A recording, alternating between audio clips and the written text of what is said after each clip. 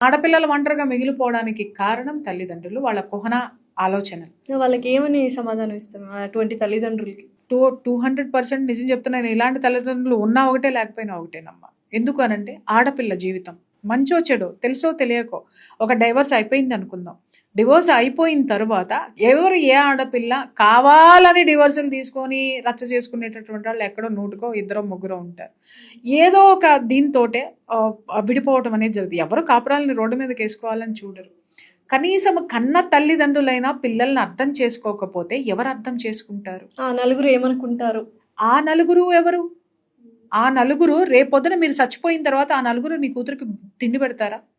ఆ నలుగురు కోసం బతుకుతున్నా కన్నావా నీ కూతుర్ని? నీ కోసం నువ్వు కన్నావా? నీ బిడ్డకి న్యాయం చేయలేనటువంటి దానివి లేదా వాడివి నువ్వు రేపొద్దున ఆ నలుగురికి నీకేమి న్యాయం చేస్తారో ఆ నలుగురు నీకి నువ్వేం న్యాయం చేస్తున్నావు? ఎవరా నలుగురు? నీ ఆలోచనలో నలుగురు ఉన్నారు, నీ జీవితంలో లేరు. నీ జీవితంలో ఉన్నది నీ కూతురు.